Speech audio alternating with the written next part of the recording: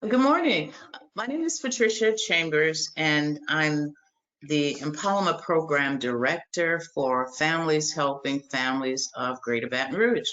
Dr. Marilyn Thornton is the Executive Director. And so we thank you this morning for being with us. We are excited about what we have for you, and we know you'll be further educated and get insight and all this wonderful kind of thing. We have Miss Katrina Boden with us, and so we're going to get started. Let me tell you a little bit about Families Helping Families. It's a family-driven nonprofit resource center for individuals with disabilities and their families. Our mission is to provide individualized services, information, and support needed to positively enhance the independence, productivity, and then the integration of persons with disabilities into the community. Our programs include the Bureau of Family Health, Early Steps, the Empowerment Program, Inclusive Education, and the Resource Center for Autism Spectrum Disorder. And then we have LACAN. LACAN is an advocacy network, and that's through the Louisiana Developmental Disabilities Council. That's a mouthful. Okay, moving along. All across our service areas, we provide information, referrals, education and training, and family-to-family and peer-to-peer support. Our empowerment program provides families in Louisiana with mental health, behavioral health education, skills, and resources to increase and strengthen their ability to function successfully. We provide in-person workshops and webinars and parent caregiver professional monthly support groups. We also have travel stipends for certain kinds of activities that can happen where we're able to help an individual or a family to be a part of a conference. May 2nd, we'll be at the state capitol for Behavioral Health Day.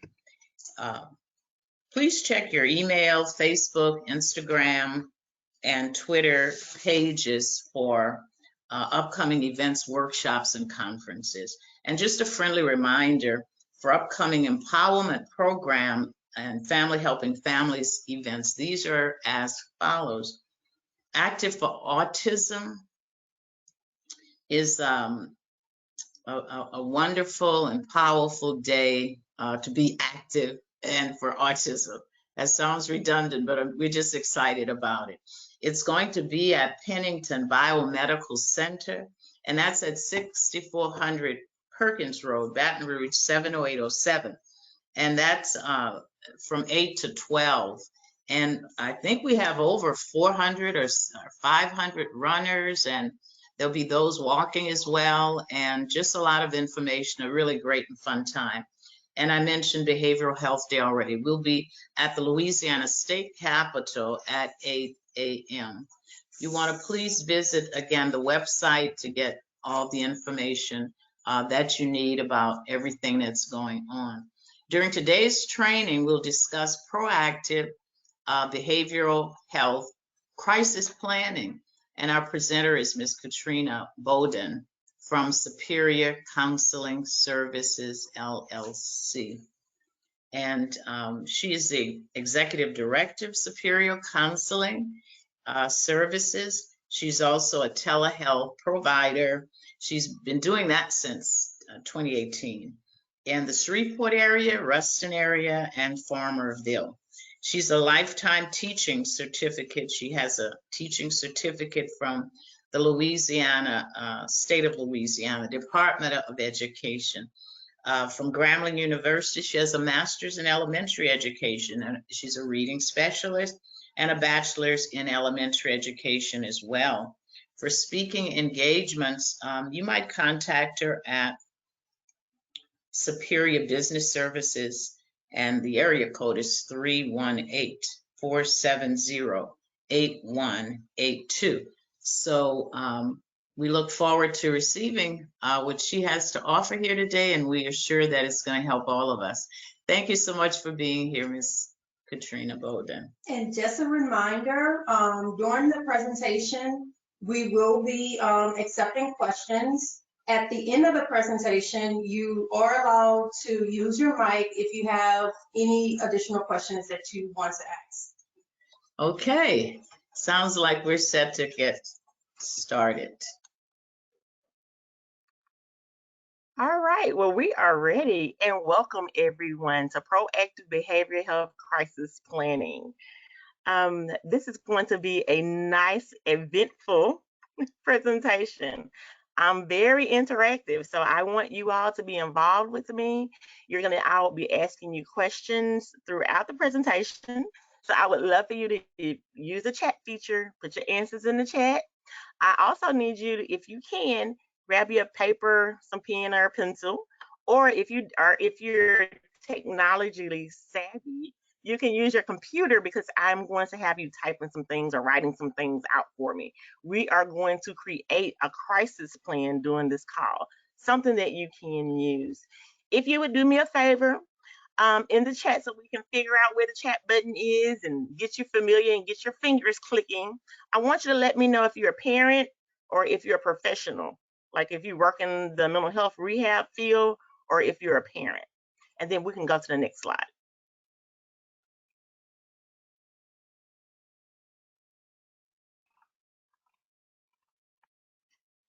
And as you put your answers in the chat, Ms. Keisha is going to help us and let us know what our answers are.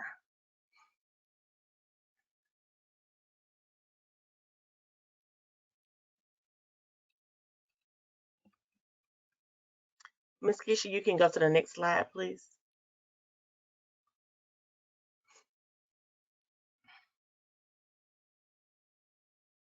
Ms. Carolyn is a professional. Ms. Heather is a parent. Ms. Roseanne, she's a professional. Also, you have Dave, rehabilitation program supervisor. And I see Evergreen. Okay. Let's see. I have Devlin. I'm on a mobile device on only, and then she only have access to Q&A. Okay. Okay. So we actually have a lot. Let's see, Tressler. I'm sorry, Tressler. I'm sorry if I messed your name up. I'm so sorry. Let's see, LCSW, Tressler Lee, Let's Talk, Counseling and Therapy. Okay.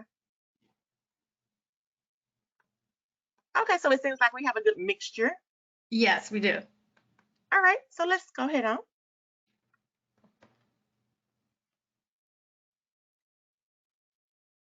And we can go ahead on and pass that. Miss Patricia did a great job introducing me. It's no point in me going over that again.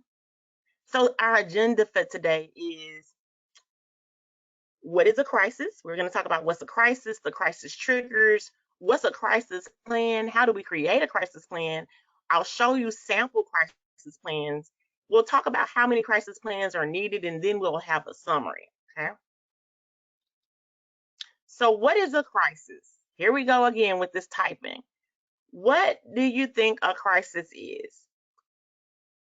Let me rephrase the question. Let's ask another question. Do you think you should plan for a crisis proactively or reactively? So you're either going to be proactive or reactive. Which is the best way? Which one would you rather be in a crisis?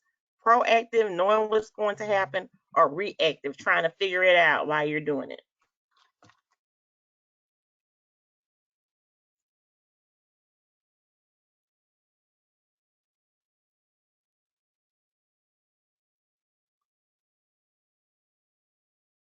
You were correct, Miss Patricia. You can go to the next slide.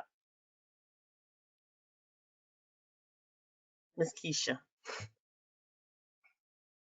I'm getting proactive. That's Okay. the answer, proactive. Okay, great. Good answer. Proactive. So while we're talking about being proactive, we need to know, what are we being proactive about? What is a crisis? So the next slide will tell you that a crisis is any situation in which a person's behavior puts them at risk of hurting themselves or others, and or when they're not able to resolve the situation with the skills and resources available. So in a nutshell, it's just saying a crisis is when someone is at risk. They're either hurting themselves or someone else or attempting to, and we need to make sure that we know how to resolve the situation.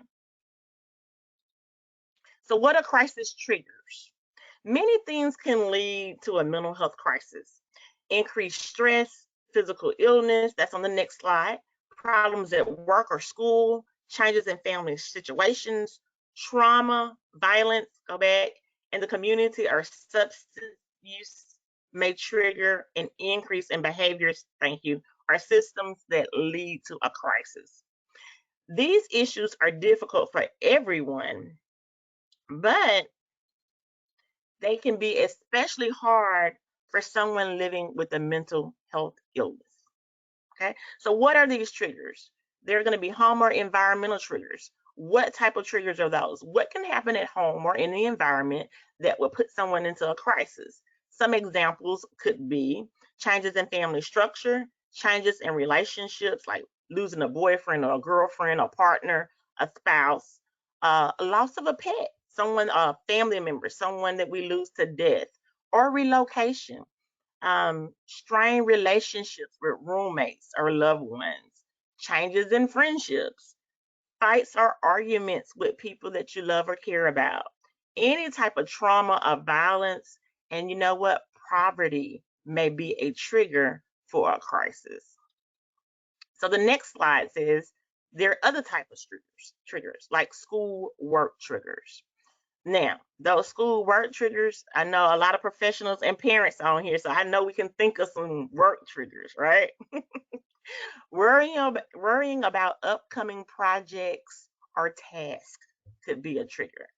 Feeling singled out by a coworker, by peers, feelings of loneliness, mounting pressures, anxiety about deadlines, lack of understanding from peers or coworkers or two teachers or supervisors, them not understanding that you may be dealing with some type of mental health illness, and that some of the things that they may be doing may be triggers for you, and real or perceived discrimination. Those could be school or work triggers.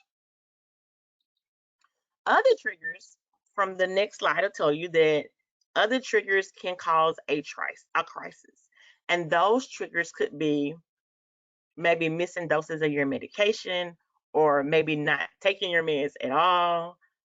Sometimes starting new medications could cause a crisis because your body is just not coping with the new meds. Use of alcohol, drugs, pending court dates, being in crowds with large groups of people, uh, community trauma and violence. These could be other things that could be triggers.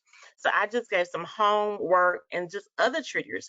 If you have some other things that you may consider triggers, could you put those in the chat? I told you I'm going to be working this chat box. So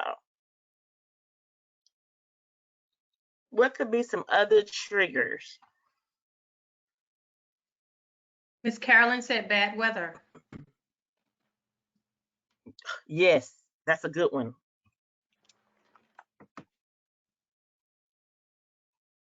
Like the storm we had last week and a couple of weeks ago.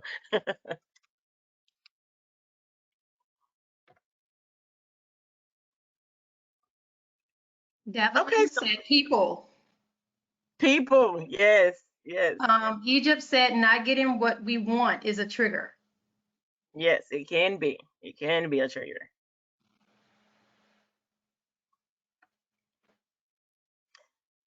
So there are triggers. So the next slide says, well, what are warning signs of a crisis? What are some of the warning signs of a crisis? How do you know a crisis is getting ready to get started? So sometimes family, friends, or coworkers observe changes in a person's behavior that may indicate that there is a pending crisis, right? So this is something that we need to be aware of if the behavior change.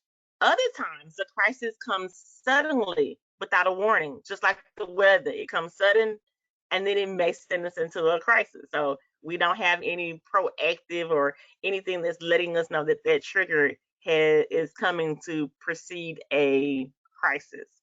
You may also be able to de-escalate or even prevent a crisis by identifying the early changes in a person's behavior, such as unusual reactions to daily tasks or an increase in stress level. It may be useful to keep a journal or a calendar documenting what behavior precedes a crisis, right? So if, especially if you're a parent, when you observe your child, and they have a tantrum, a temper tantrum, or they are showing you that they're going to hurt themselves or someone else, you may want to think back and say, well, what kind of behavior did my child have, or what did they do differently? Did they get quiet? Did they become loud? Did they start shaking? And we'll talk about some warning signs in a few seconds. And then you document those things so that you'll know this may be an onset of a crisis. So the next slide says the inability to cope with daily tasks. These could be some signs, these can be some symptoms or signals that a crisis may be getting ready to occur. If the person stops bathing or brushing their teeth or combing their hair, we usually call this becoming disheveled, right? If they refuse to eat, or maybe if they start eating a lot, maybe they're an emotional eater, which means they're eating a lot. And so you're going, something is brewing. You can go, something is brewing. We might need to start paying attention to see if we're getting ready to go into a crisis. Maybe this person is starting to sleep all day. They don't want to go to bed. And sometimes they just can't sleep, or they sleep in periodic little outbursts.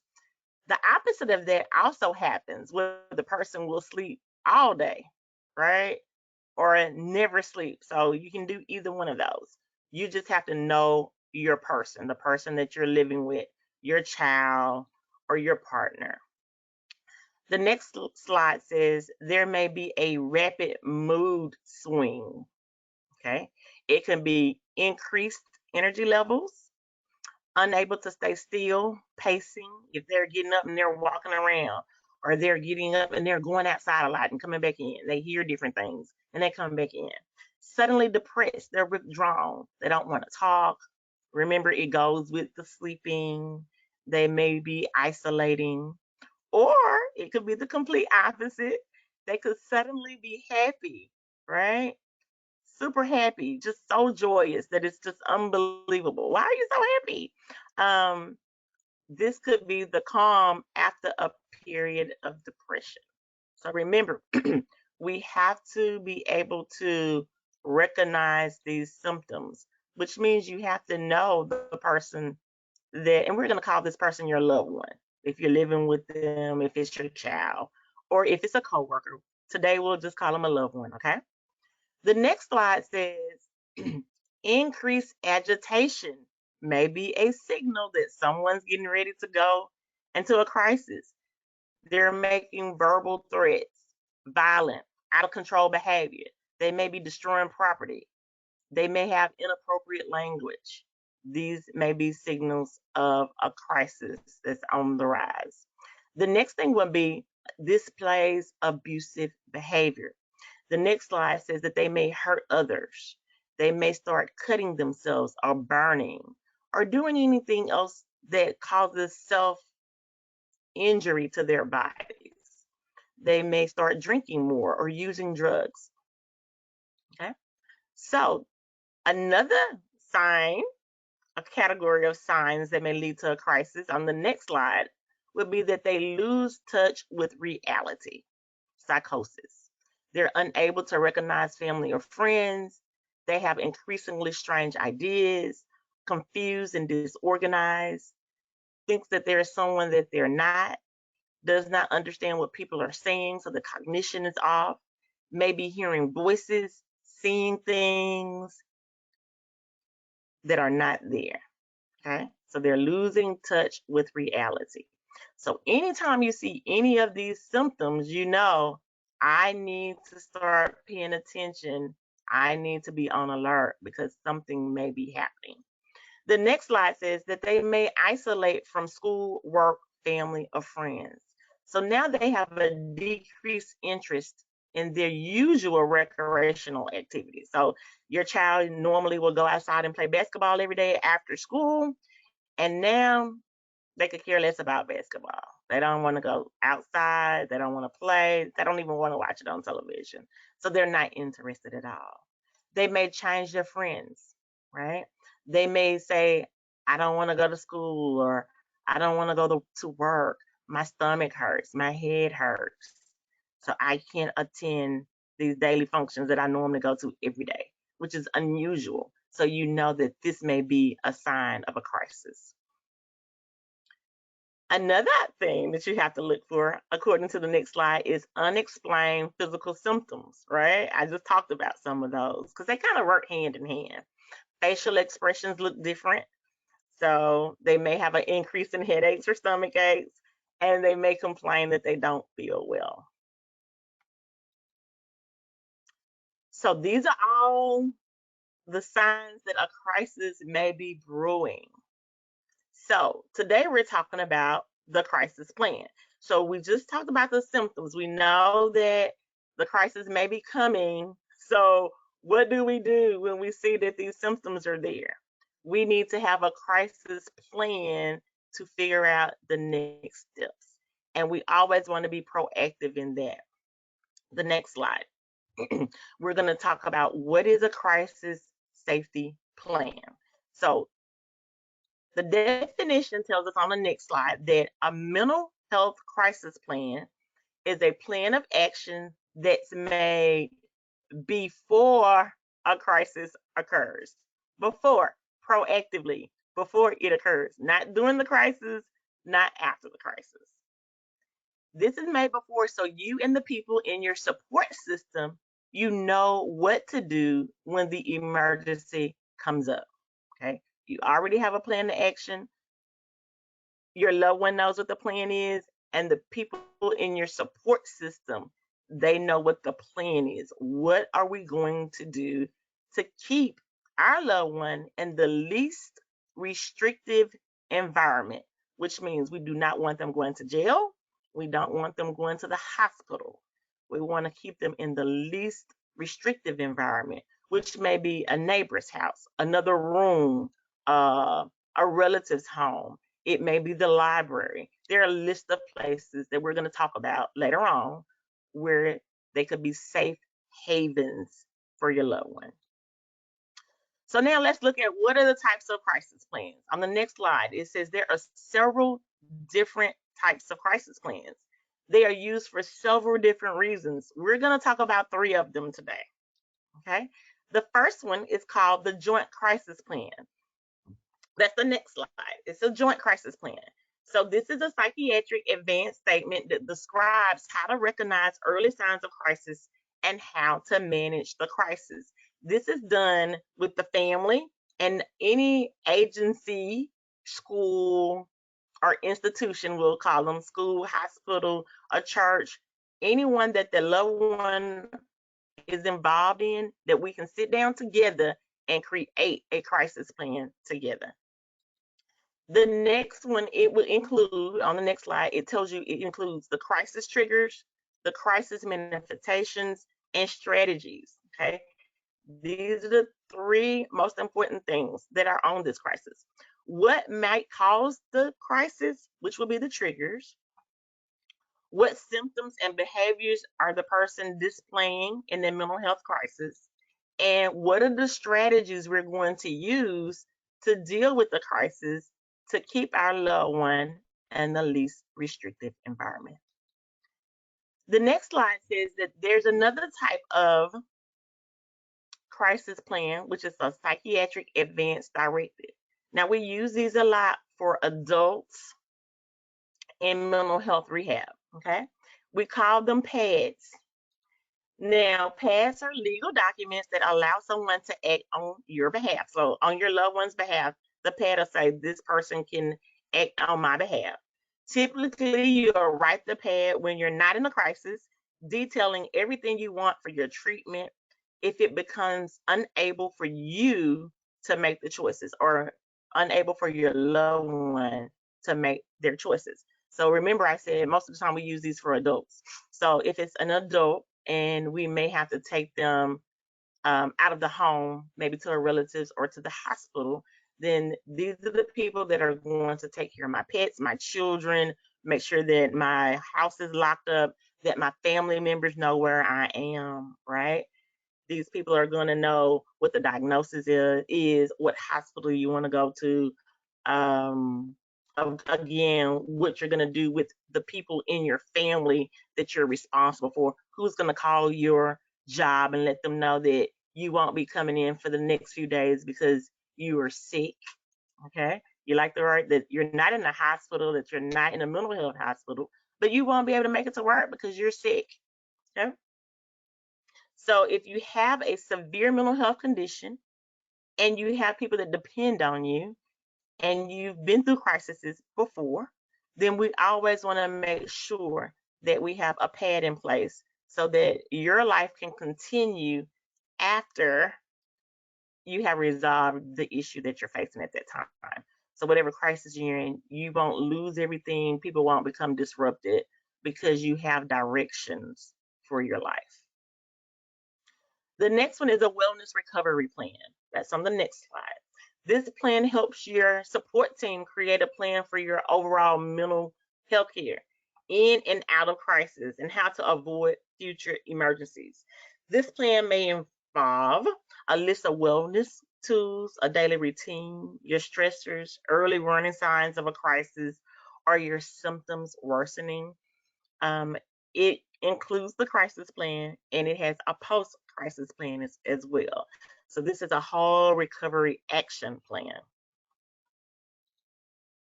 Okay, so we're going to talk about just the general crisis plan for day-to-day living, and it can be joined. Okay, so the next slide says, well, why is a crisis plan needed? So crisis plans are there as an act of prevention. It's a lot easier to have a plan with information and directions written out before you need it rather than relying on or reacting at a given moment. I like to think about it like any other type of emergency preparedness plan. People have emergency preparedness plans for earthquakes and fires and tornadoes. We do drills for it, right? If we had our home and we say, well, if we have a tornado at home, children, we need to go to the bathroom, get in a tub. If there's a fire, everyone needs to go to a certain location outside of the home, maybe the neighbor's house or across the street to the neighbors. And we're going to meet here so we'll know that everyone is out of the home safely. So we practice these plans, right? So we have to do the same thing for mental health crises. We have to plan in advance if we have a crisis, how we're going to handle those crises, right? You deserve safety and peace of mind, and so do your loved ones. Crisis plan can also always be hopeful for the following. The next slide, it reduces trusted source forced or involuntary hospital admissions, right? We call them PECs. So if a person has a crisis and they're threatening suicide or homicide, then as professionals, we would have to get you PEC, which means you'll have an involuntary hospitalization. That is not your least restrictive environment. Okay. We want to make sure that we keep our loved ones out of jail and out of the hospital. So it's good to have a crisis plan so that we don't have to have those things to happen. The next slide says, preparing your loved ones and support team to know how to help you best. This is why we create the crisis plan. And the next slide says that we're able to learn what works and what doesn't work. Okay. So the crisis plan is a living organism. Okay. It's a living and breathing document. When you have a crisis plan in place, and remember I said earlier that we have to observe our loved ones, right? So if we find out, hey, we didn't put the stressor on the crisis plan, then we need to go to the crisis plan, add the stressor. if we have a crisis and we find out that there's a hole in the plan, like let's say if it's an adult, we didn't say well where the cats are going to go. We had to take Miss Jane next door during her crisis, and she has to stay there. Well, what are we doing with her children that's getting off the bus at 3 o'clock? We didn't put that on the plan. So we know that's a hole in the plan. So that plan doesn't work, or that part of the plan is not working. So we have to go back and update the plan. Now, the next slide says that when we have the plan, it makes our recovery more streamlined. Okay. It decreases the number of days that the person may stay in the crisis or stay away from the home. And the next slide says that we'll have comfort in the knowledge that you'll be ready in case of any mental health emergency. You'll be ready and you'll know exactly what to do. So let's look at some crisis plan examples. Next slide. All right, so the next slide shows us one personal crisis plan. If you notice, it just looks like a picture, right? And all of these plans, these examples can be found on the internet. You can go into Google and you can Google personal crisis plans or mental health crisis plans or crisis plans for adults, crisis plans for children, crisis plans for teenagers, and there'll be several of them that will pop up. Click images and you'll get pictures of tons of crisis plans, okay? You can go in, you can print them, or you can copy them and use paper and create the plan. So you want to make sure that the plan is user friendly. Make sure that the plan is written in a language and a tone and the verbiage that everyone on the plan can understand. So if the plan is for your fourth grader, then your fourth grader needs to be able to look at the plan, be able to read it and follow it. Okay. Mind you, that person is going to be helping you create the plan as well. All right. The next one shows another personal crisis plan. So these could be as elaborate or basic as you want. Okay. Safe people I can reach out to, coping skills I can use. I know when I'm triggered when, some good ways to distract myself, my safety plan. The next one shows a mental health safety crisis plan that looks more professional, right? What are my warning signs? What are my coping skills, right? Who are some support people that I can ask for help? So whichever plan that you see that works in your environment, at your home, then that's the one I want you to use. Look at the next one. So it's similar to the one we see here, but it's in a different format. Like, where can I go to feel safe? You see, it says attic, the room, Jane's house, a garden, the beach. So what are my coping strategies? What are distractions? So we're just using different words that mean the same thing. Okay. So just letting you know that the crisis plan can look any way you want it to look. You can use, if it's a child, you can use pictures, all types of things, but make sure that whomever the crisis plan is for, that that person understands it. So let's look at the next slide. It says creating a crisis plan, we have to think it through. So creating a crisis plan is not simple, you all, nor is it quick. You're not going to sit down and just create one and it's just going to be 100% and it will work. This is something you have to think it through. It's not a one and done. It is advised that you take time, sit down, think it through, discuss the parts of the plan with everybody that's involved.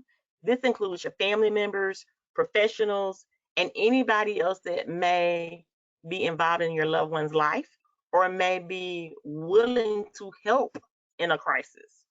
Also, make sure to write all responses using the words that's understood by everybody that's in the crisis plan. So we're going to take a step-by-step look at each part of the crisis plan, and we're going to attempt to create one. So go ahead on and pull out that paper I told you about earlier, or use your computer. And if you're driving, just pay attention. I don't want you to do anything if you're driving, just listen. So the next slide says we're going to start out with the person's name and the date of birth. Okay.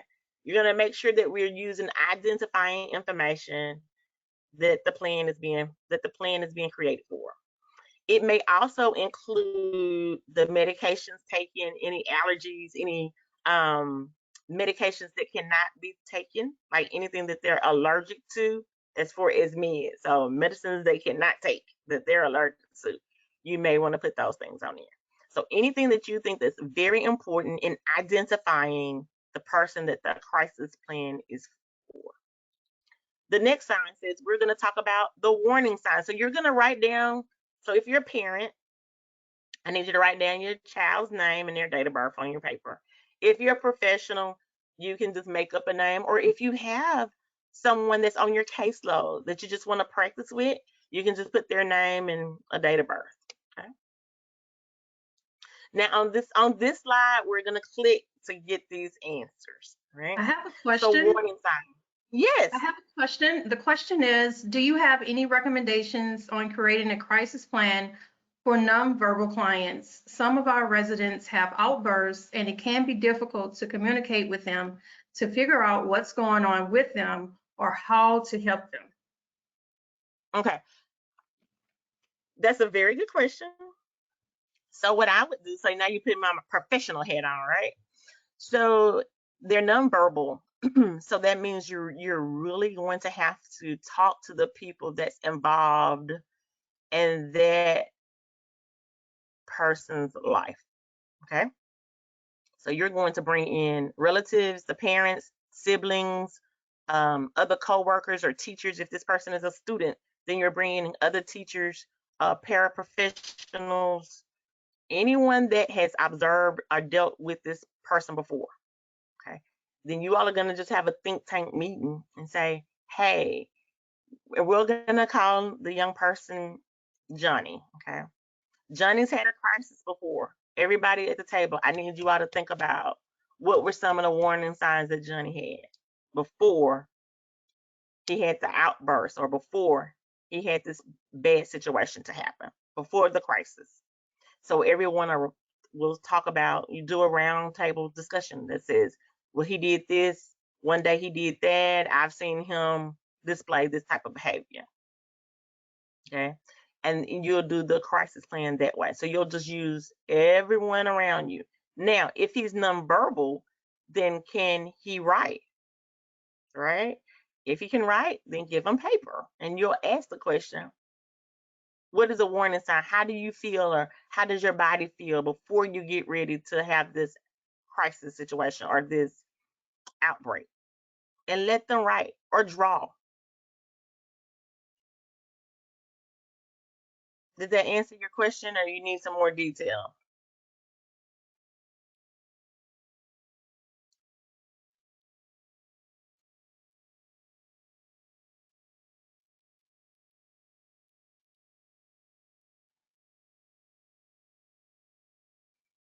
So the most important thing with a nonverbal student is to make sure that the team is communicating and the team puts down as many things as possible to let people know what the warning signs are, so that the instructor can pay attention to that student and see if they're displaying any of those signals.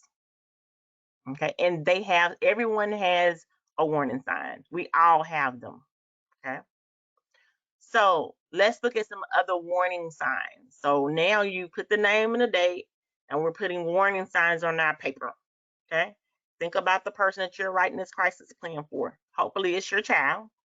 And so what are some of the signs or feelings that tell you that a crisis may be developing with your child? Do my next click. So are they losing their temper? The next one you'll just have to continuously click. Are they injuring themselves, fighting or assaulting people, attempting suicide, or verbally saying that they don't want to be here anymore? Are they showing signs of their feeling like suicide? Are they increasingly alcohol? Have they started using drugs or using more? Are they saying that they feel unsafe? Are they pacing? Are they saying they're hearing things, that they heard somebody outside? Are they threatening others? Are they hearing someone in their room? Is there someone in their closet? Are they telling you these things? Did they run away? Is running away could be a crisis, that letting you a signal saying that the crisis may be coming. Okay. So write down some of your warning signals for your child.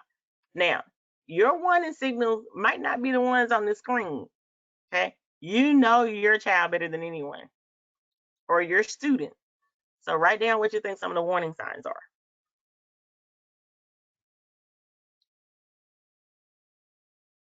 All right.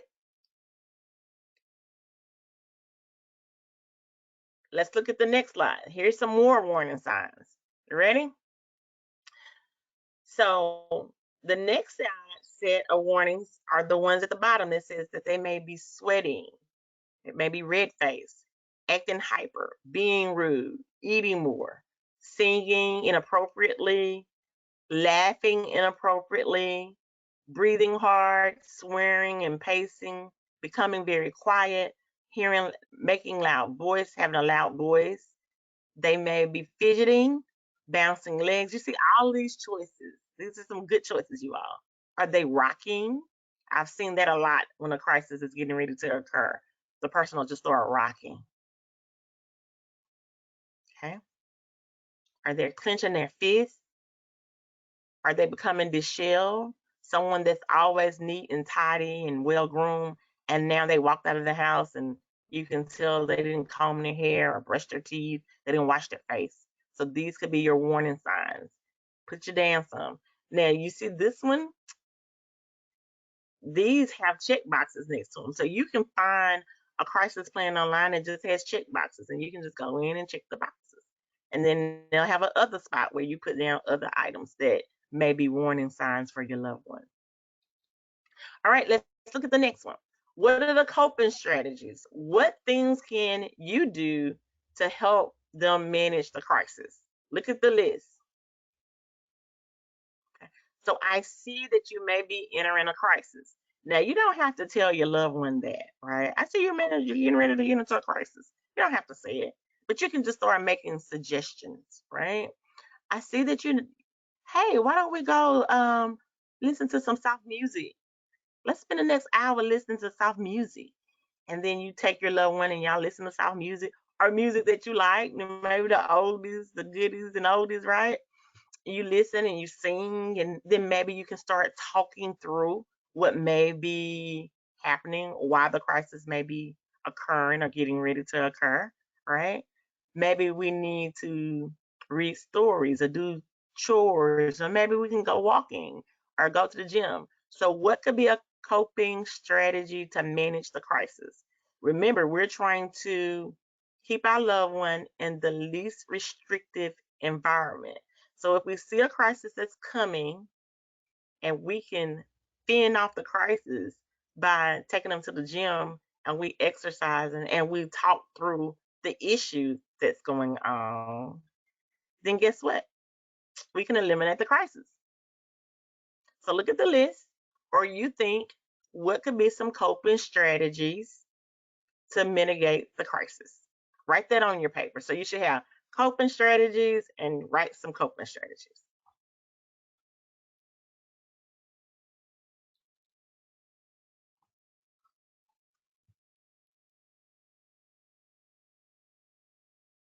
All right, so the next one says, so where do we go? What can we do? Where can we feel safe? So I we have warning signs. We know that there may be a crisis, or let's say the crisis is happening. Let's just say the crisis is happening, right? Where's the safe place? Where can the person go to feel safe?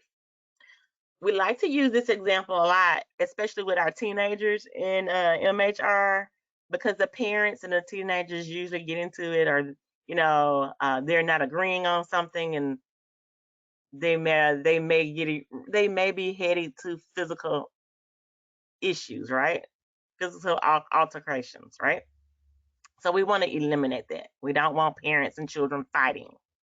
So where can we send the child that's safe? Do my next click. They may go to a relative's home. a neighbor's home, click, the school or the counselor's office if this is happening at school, a private room. They may just go outside. They may know when I'm getting ready to go in a crisis, I just need to go outside and play. And guess what? In the crisis plan, when we know that this is a safe haven, we let them go. Okay? You may need to spend time with your pet, or you have a game area that is a safe place for you. The library, most of the neighborhoods now have neighborhood libraries. So your child could walk to the library, the community center, or a friend's home. Okay. Now, the important thing about this is when we have places where, let's say my child is in a crisis, we're arguing, right? They're mad, I'm mad, and we just need a timeout. And this could really become a crisis because if we keep being upset and we decide we want to fight or what have you, now we're going to have the police involved, and someone will be in a in a restrictive environment called jail, right? We don't want that. So in our crisis plan, we'll say, well, when we get into this situation, then we need to separate. Johnny needs to go to one of these places. Okay. Now, it's very important when we create the crisis plan that everyone that's going to be involved in the crisis, that the plan is communicated to them. So, if Johnny is going to go to the library as a safe place, then we would have to let the people at the library, the librarians, know that Johnny may be coming to the library, right? And he'll be coming to read books and he may be alone, but this is a safe place for him. So they would have to be involved in the crisis plan. All right, the next slide says, who would be your support system? Friends, family, or peers that we can reach out to for help. What are their names? What are their phone numbers? What's the address? Okay. You're going to make sure that the support system has a copy of the crisis plan. You're going to talk about the crisis plan with the support system. Okay. So on your paper, you should have put a safe place. Just a few minutes ago, you should have a safe place. And now you should be writing the support system. Give me 2 people, family or friends or peers, their telephone numbers and their address. So we know that when we have a crisis, we can pull a crisis plan and go, oh, Johnny likes Uncle Bill. This is Uncle Bill's number. Uncle Bill knows that it's a crisis and I'm able to contact them. It also kind of it also acts as a release of information, right? Means I can call Uncle Bill and say, Uncle Bill, little Johnny is having a crisis. Your number is on here because you're familiar with the crisis plan, right, Uncle Bill? He says, yes. I need you to come get him. Your home is the safe place. You agreed to come pick him up. And then guess what? Uncle Bill is on his way. We've eliminated the crisis. So put down some support system people down for you.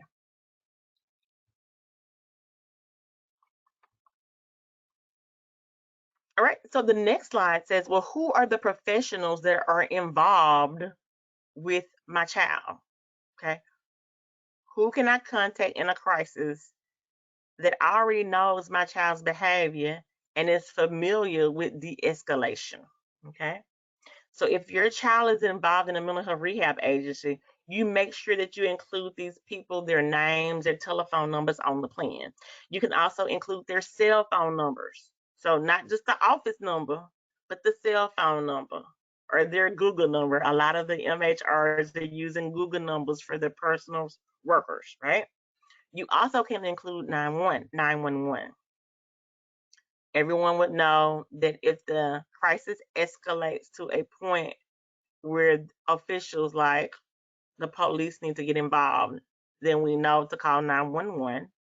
And we know that when the police come out, we inform them that we have a crisis plan, that this person has a mental health diagnosis, and that they should be taken to the hospital and not to jail.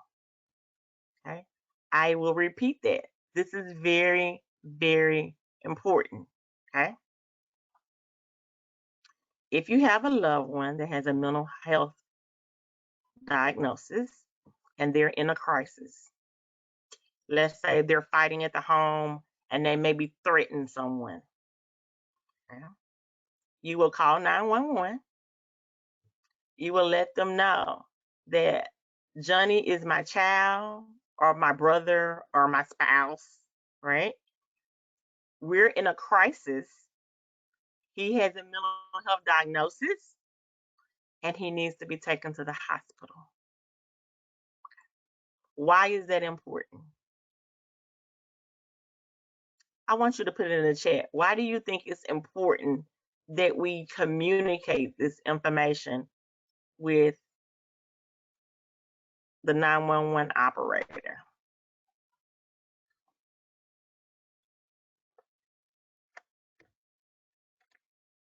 So he gets help.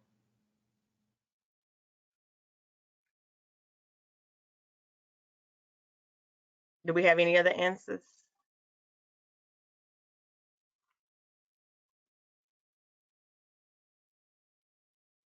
Ms. Evergreen don't want him taken to jail Mm-hmm. and receives needed help. Correct. Both answers are absolutely correct. We don't want the police coming with their guns, drawn out ablazing, thinking that they have someone that's just super violent because they want to be violent, right? We want them to come with the understanding that we have a patient that is in a mental health crisis, that this person, 9 times out of 10, and I would say 10 times out of 10, really don't know what they're doing, and they really did not plan this action. Okay, so it stops the whole aggressiveness of your police officers. If you tell them up front, I have a mental health patient, they're in a crisis, they're threatening, but they're in a crisis, and I need them taken to the hospital. They have threatened before, nothing comes of it. They just need to be taken to the hospital. So now your emergency people come with a whole different thought process. They don't think that the person that they're coming to take care of is going to endanger them. Okay. So it's very important that you communicate it. Please communicate that if you have to call 911. And also I have, so he gets proper help. Right. So he gets proper And, help. and so they can send the appropriate emergency personnel. Yes. Right. Because, like a crisis team. Most places, especially in Louisiana, they have crisis teams now that they can send out with the police officers, or they can just send the crisis team out, and then they know how to de-escalate and get them to the hospital. Because if we have a mental health patient, they're not going to get the treatment that they need as soon as they need it if they're going through the jail process. Okay? Yes, That's that's not actually was the last comment. They said, so they are taken to the correct place to receive help. The hospitals can provide services that the police can't. yes, exactly. I need to put you on the presentation to come work with me. Very good. All right, so let's look at the next one. Signatures. It is great, super great business practice, family practice to get signatures on your crisis plan, right? It documents that you have notified and reviewed the crisis plan with the people that are included in the crisis plan. So it's just a bell ringer for you, right? So if you have Aunt Cynthia, Uncle Bill, Reverend John in the crisis plan, and you don't have their signature, then it may mean that you haven't discussed the crisis plan with them. So if we're in a crisis, they don't even know what to do, and they don't have a copy of the plan. So if you get signatures, then signatures with dates, right? So you know that the person is informed, and you know the last time you talked to them about the crisis plan. And so we remember this is a breathing organism, the crisis plan. So every 6 months or whenever we update it, then we need new signatures. We need to review it with the people on the crisis plan every time we update it so that they know what to do or what not to do.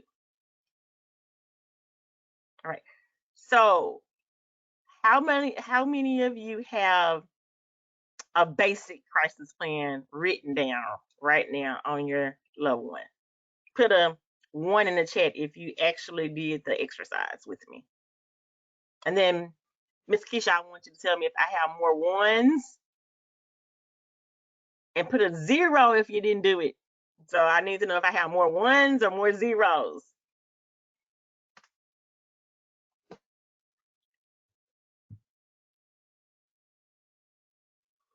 Okay, I have 2 1s, 1 0. Now I have 28 people on this call, and I know Okay, 26 hold of you on. are not Hold on. 1 to 2. I have 3 1s now.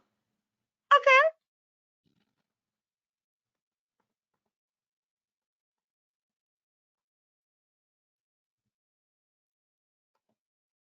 Okay, so 3 1s, 1 0. Okay. All right. Well, I had some participants. I'm happy. Look, it's more than 10% that participated. So great. Yes. So the next slide says, well, how many crisis plans do you think you need for one little bitty person? Tell me, put it in the chat. Do we just need one crisis plan? You think we need 2 crisis plans for a person? Like, how many crisis plans do we need for one person?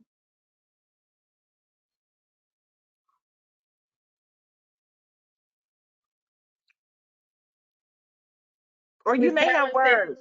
depends on the person. It Good depends on the answer. person. The next one says 2 in case 1 didn't work. Okay. The other comment says as many as they need, but is a good place to start. Okay. But Go to 1 the is a good next place. As many as they need, but 1 is a good place to start. one. Okay. All right. Look at the next slide. And you all are absolutely correct, right? It just depends on the person. I put 1, 2, 3, 4, 5. Like you may have a crisis plan at church. You may have a crisis plan at school. You may have a crisis plan at home, right? Because the person is in a different environment. So different people will probably be involved. So at school, at home, we may have Aunt Ann and Uncle Billy on the crisis plan for emergency people. But at school, they may have the mom and a coach as a person for emergency, like the coach of the football team if the person is involved in that extracurricular activity. So plans, as you all said, are needed based on the particular person. So wherever that person is, they may need crisis plans in different places. So very correct. So I said all that to say that just because you have one plan for a person doesn't mean that that's it. You may need several different plans. So the next slide says create a crisis kit, right? A crisis kit. And this one was new for me when doing my research. I was like, hey, I like this. So the next slide says, well, what's a crisis kit and what does it contain? So the crisis kit includes the crisis plan, medical information, snacks, music, books. Those are the calming things that may calm down the crisis, and a change of clothes or basic hygiene supplies. So I was thinking this through. I said, okay. And then I said, you know what? This is a great idea. Because if a parent has a crisis at home with a child and we've called someone to come and get the child, or the child is supposed to go next door in the crisis, we don't necessarily have time to pack up all this stuff while we're trying to get the child next door, right? So if we have a backpack or some kind of bag that we keep at home, then guess what? The child will know that this is my kid. I need to take it with me if I'm in a crisis. The family members will know that this is a crisis kit. This needs to go with them. Because remember, on the crisis plan, we have medical information on there. We have contacts. I also thought about this. Sometimes our teenagers are in a crisis and they run away from home, right? Bad situation, but we have to make it the best out of the bad situation. So hopefully they would grab their backpack, the crisis kit, because it has clothes in it already, some basic hygiene stuff, their medical information, a little food, and it'll have the crisis plan. They'll take that bag. So now you have a piece of identifying information for the child that says he has a Van Gogh backpack. It's blue. I know they have it because they took it from the house, right? And on the inside, if they are meeting people or come in contact, that person may be able to see the crisis plan and see information, telephone numbers of people that person needs to call. Even if they lose the backpack, it could be found, and then that could prompt people to call those numbers to let you know this loved one was here at this time. Okay? So I think this is very important. Just like we have an emergency bag for storms or bad weather that we keep in a car, right? We need to have one for the crisis for mental health. So we're wrapping this up. I'm trying to get y'all done doing lunch. So the next slide is just going to be our summary. It says following a crisis plan is so super important, right? It's important to reflect back on what's working, what did not work. We're going to learn from any opportunities that we have to make sure that that crisis plan is tight and right. Okay. Some important questions to ask is what situations or triggers led to the crisis? What worked to reduce tension or to avoid the conflict? And what steps do we or could we have taken to keep everyone safe and calm? So these are three good questions to ask when we're creating a crisis plan. You're going to write down the results of the reflection and include it in all your future crisis plans. The more you understand the underlying causes and the triggers of a crisis and what strategies help, the more prepared you'll be in any crisis. Advocating and caring for someone experiencing a mental health crisis can be extremely stressful. But when you have a plan in place, you know the best techniques to use to de escalate the situation, and you know where to turn for help when you need it, it makes it way more bearable. Following the steps that we outline in the PowerPoint would make sure that everyone involved is safe and in their least restrictive environment. So the next slide says if you need to speak with someone immediately in a crisis, you can always call the Suicide and Crisis Lifeline at 988. You can text home to the crisis text line at 741-741. And if you decide to call an emergency number like 911, ask the operator to send someone trained in mental health, like a crisis intervention team officer. Okay. And if they don't have it, I think the most important thing we've heard today is to explain to that 911 person that the person that you're calling about has a mental health illness and that they need to be taken to the hospital. Next slide. So if you want to learn more, you always can contact NAMI, of course, Family Helping Family. You can do the National Resource Center on Psychiatric Advanced Directions. They have state-by-state forms that can be used at all times. You can reach out to me. My number is 318-470-8182, and I will be extremely happy to help you. The next slide has all of my identifying information, the locations of our offices, and the telephone and fax numbers and email address of the office. So if you need additional information, please feel free to reach out to me. Now we're going to open it up for any questions that you all may have. So you can open the mic, and if you have questions, let me see if I can answer them for you.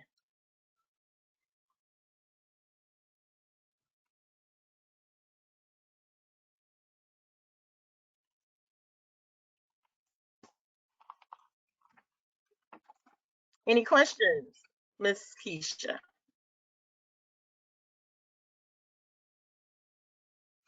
I do not see any more questions at this time. Let's see. Devlin said, fantastic and practical information. Thank you.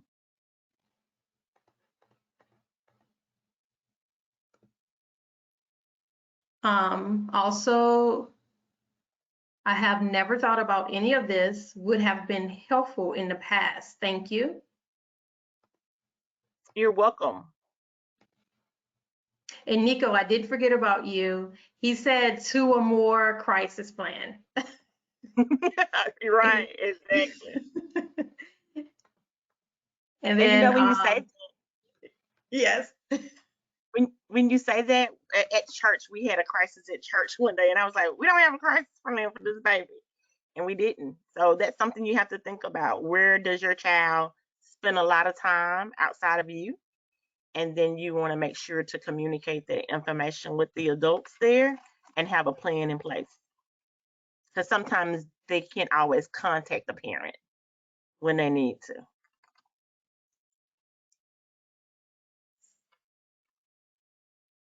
Okay, Miss Keisha, you had another one? Let's see here. Yes, I have another one. Great information. Love the crisis emergency kit. Thank you. Thank you.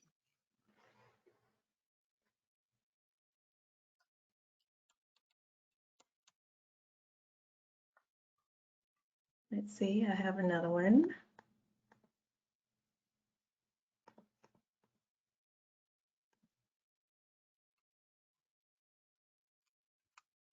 Herbert with CWT behavior, can I get a copy of this recording for review for the office?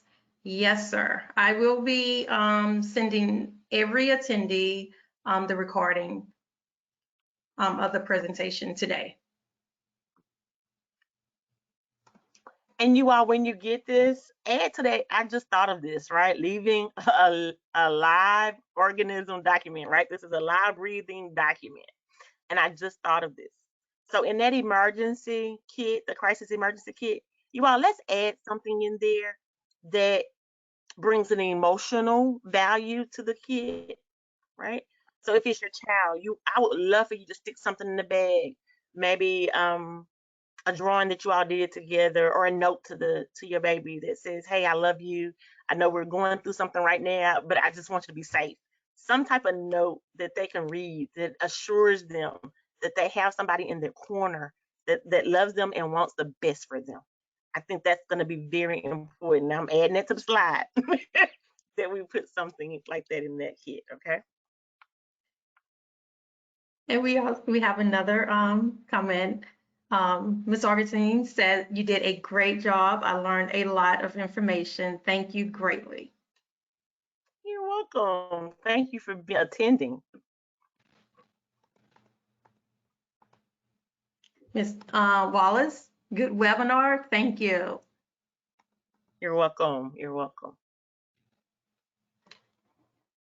Okay, so Keisha, you need to let them know that you're going to be sending them a survey. Did you not want all Yes. that information? At the end of the presentation, you will receive a short survey. It's only going to take 5 minutes to fill out. And so I would greatly appreciate if everybody just took the time to fill out that survey.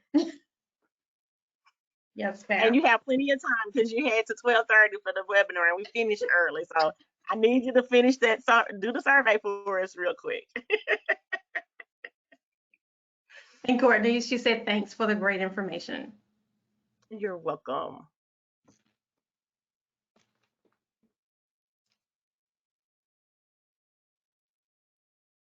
And I think that is going to be it, Miss Katrina. Okay, well, thank you all so much for attending the webinar, and I'll see you all the next time.